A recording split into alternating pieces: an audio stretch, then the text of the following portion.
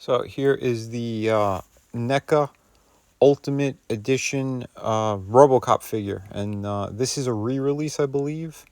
Um, yeah, this is definitely a re-release, and very, very cool looking piece. And yeah, we're gonna be getting into it. I think the box art is really fantastic on this guy. There's also like some kind of extra finish that they put on the box, so it's got some cool kind of like reflective properties to it. But yeah, I really I dig it. And again, that classic movie poster, him, stepping out of the car, just fantastic. So, yeah, aside, artwork is great. Back shows you just like the different stuff that he comes with.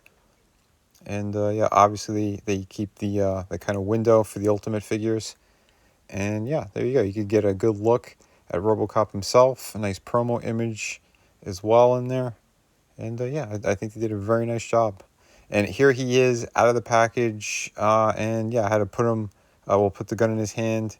And just, yeah, you got to have that pose. It's his classic one. Um, but yeah, really, really cool looking sculpt. Great piece. I don't think I ever had this guy. I had the McFarlane version a long, long time ago. And I don't think that thing survived. I moved so many times since. But no, this piece is really well done. Like I said, great sculpt work on him. Amazing detail. Really nice paint job, too, for, the first impressions on him. They kind of put those slight kind of bluish and purple-ish hints of color into that kind of like metallic finish. It's not perfect. I do have some blemishes on mine. You'll see during the review as well.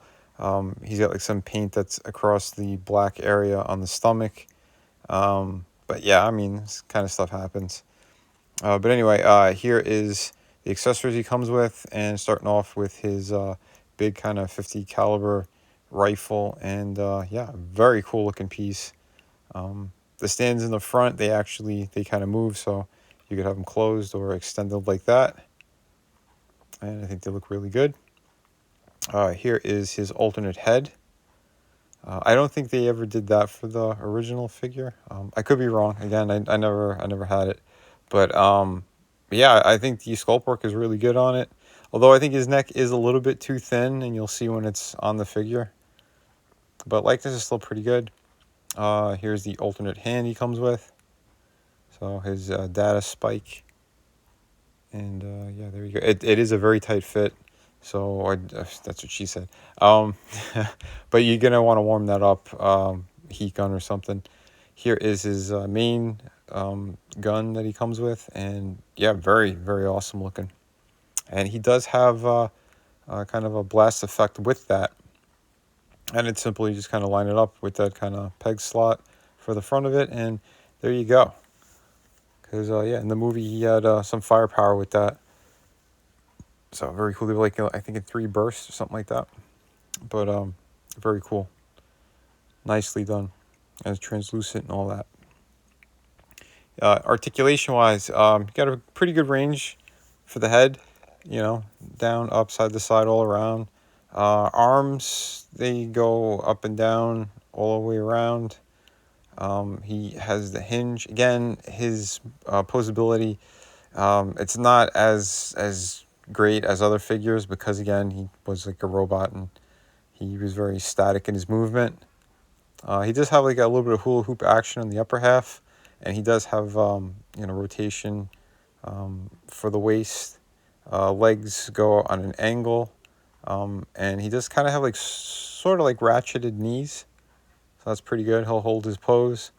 Ankles, they just go up and down on a hinge, but the those kind of pistons back there, they're functional.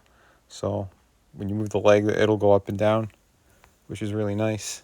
But there is no kind of side to side pivot or nothing like that in the feet.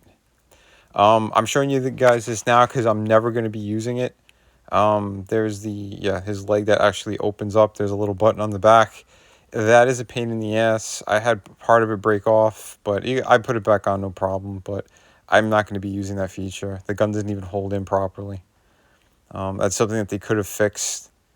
But, again, this is a re-release, and it's nice that we actually got this guy again anyway, you know, for collectors who couldn't really find them. But no, the overall impression is really good. And again, like I said, if you want a good representation of that character, you know, from one of the classic action movies of the 80s and all that, yeah, this guy's pretty damn awesome. So, and yeah, here is what his effect, the gun blasting effect. And yeah, again, he's around 7-ish inches. And yeah, their ultimate lines were always really good. They step up, and you know, they had the extra accessories and whatnot. And yeah, there is another version of him that he comes in with the chair as well. And I think that's more expensive piece. You might find them for around 70, 75 bucks, something like that, in stores. And here is the well, the mini me version of him from Hiya Toys. And I gotta say, that little one I think has better paint application and way better articulation, believe it or not. And it's not to say I don't like the big one. I mean, I really do. And yeah, my friend found it for me, Tommy and the Guinea Pig Collective. So a big shout out to him. He picked this one up for me. But yeah, because I just couldn't find them. I mean, Robocop's an awesome character. So having him in 2 different scales is really cool too. And here is the mini version of Ed 209, also from Hiya Toys. It was the 2-pack with the little Robocop. It was a San Diego Comic-Con exclusive. And I could put the link at the end of the video as well for those who missed it and want to see it. Here is the alternate hand. I didn't push it all the way down. I didn't want to heat it up and do it because it is, again, a tight fit, and I'm not really going to be using the data spike for now. Here he is with the alternate head and the big-ass gun. And like I said, it does look pretty good, but I think that neck is a little too thin for this alternate head. But if you want to display them like that, you could. It's up to you. Still very nicely done. So, got to give him props on that. So, yeah. Let me know what your thoughts are, too, in the comment section. Do you like Robocop? Do you think this figure looks cool? And here he is with, well, they didn't make Murphy, but I have, you know, the T1000, also from NECA. It's their ultimate figure. And, yeah, if you guys want me to do a review on him, I most certainly could. I wasn't too crazy with the front-on likeness of that guy. Side profile is really good, but something's kind of missing from front on. But for what it is, it's still really nice, and you have a couple different options with this guy as well. And yeah, like I said, I could do a full review. If you guys want to see it, let me know. But yeah, I think he looks pretty cool too, and kind of works. So if you want your kind of makeshift, you know, Alex Murphy, there you go, kind of ish. Either way, I do think it's a nice job. And here he is with the alternate head and chest piece. So you can see that he's clearly the T1000.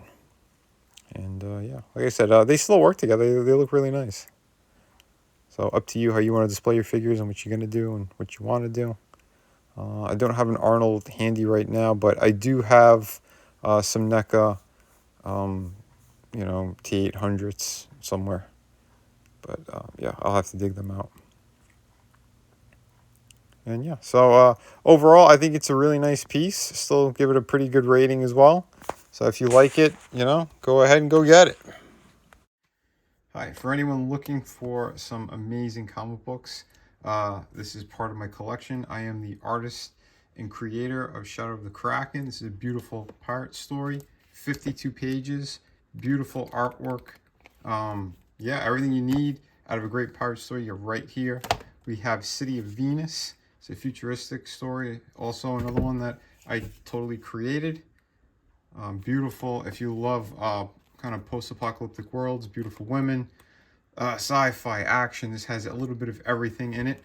So if you're looking for that, on that campaign, you could also get, for a limited time, volume 1 and 2 of my art books. These are loaded with amazing images, 52 pages each. Yeah, they got pretty much everything you need in there. And we have, of course, hardcover book. This is Through the Woods. co-created and written by Frankie Tartamella, my brother. And yeah, I did all the artwork. This is 100 pages. You get the entire story in here, beginning, middle, end. You get all of it, and it is truly amazing. So if you're looking for a great ghost story, this is definitely the book for you. Just click the link in the descriptions, and yeah, these books ship immediately.